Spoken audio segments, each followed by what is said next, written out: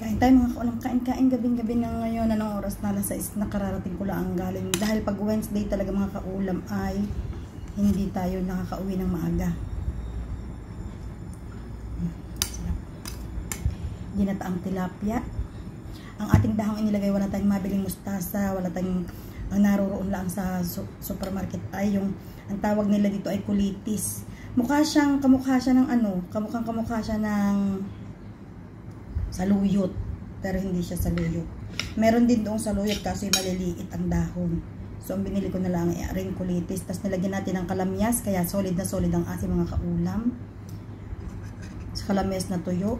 Tapos nilagyan natin ng green onion at nilagyan din natin mga kaulam ng talong. May nakita pa tayong talong sa rep, kaysa naman matutuyo ating inilagay na. Tapos nilagyan natin ng kamatis at bawang. Hindi ho ako mga kaulam nagsisibuyas kapag ginataan ang ulam. So napakamalinamnam, Diyos ko puro de.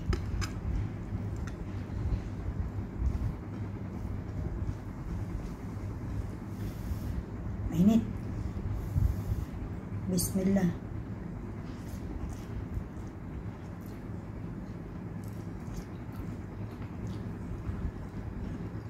Ito talagang dahon na ito, ilang beses na akong nagamit nito, masarap talaga siya. Kalasa siya ng kangkong. Parehas ang lasa niya sa kangkong. Ang tawag ay kulitis, kung hindi ako nagkakamali.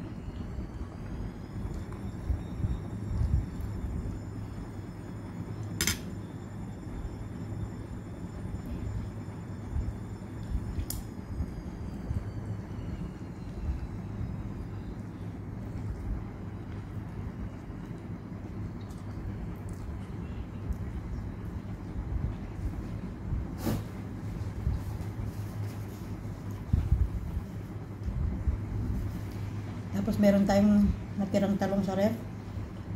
Ay kita ko'y matutuyo na, kakoy siya. Dito na kita tutuyuin sa akin tiyan. Kaingay na aming washing machine mga kaulam. Tingnan ninyo si Ibrahim ay may binili air cooler. Dahil din nga sa aming sala mga kaulam ay walang aircon. Nakikiamot lang kami ng aircon sa kwarto.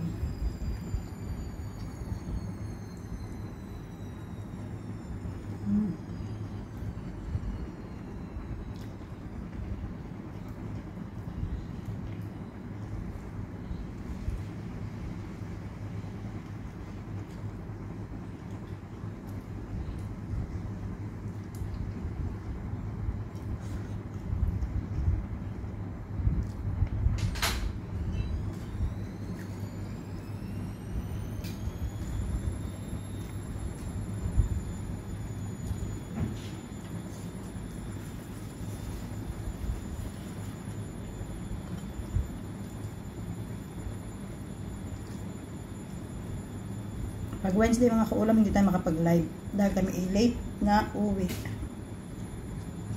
Ito yung Wednesday lang naman.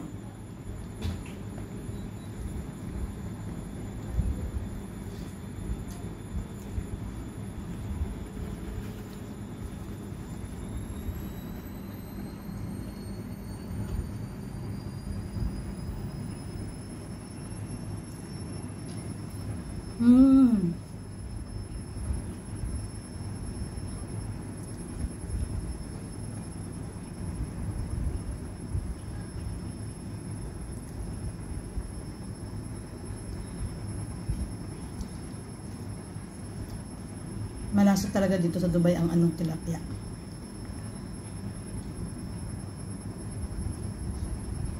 Mas masarap ang tilapia dito kaysa sa Pinas.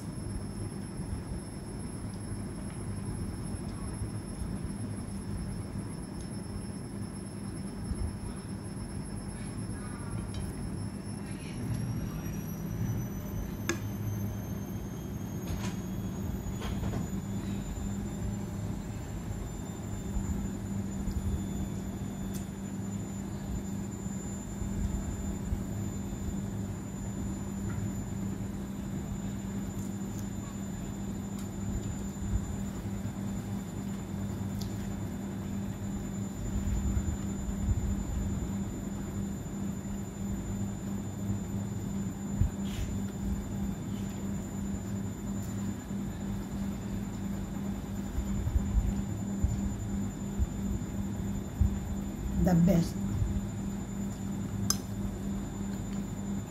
The best in the West.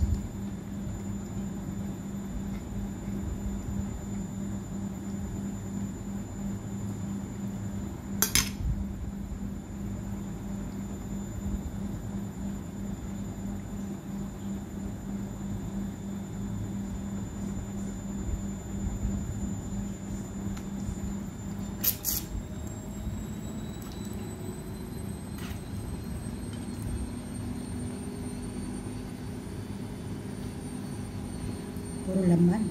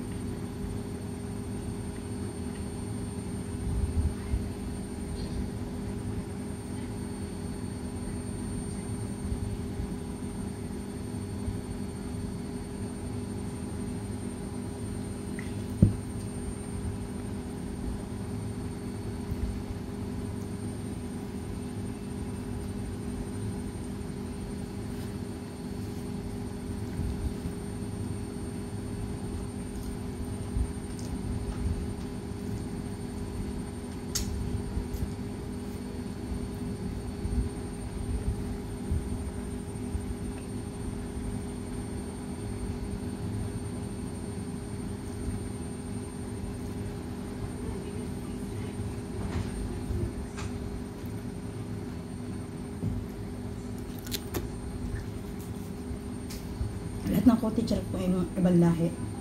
Doon sa amin lang na department sa year 2. Hindi sila lahat nangangain ng isda.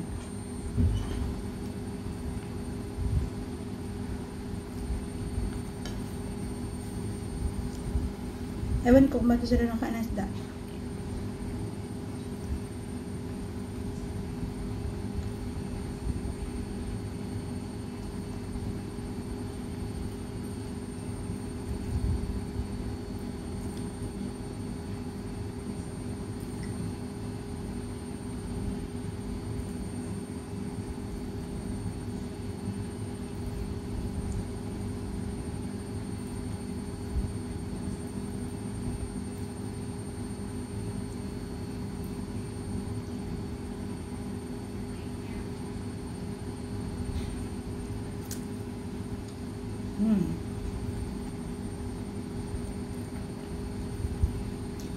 Bagus.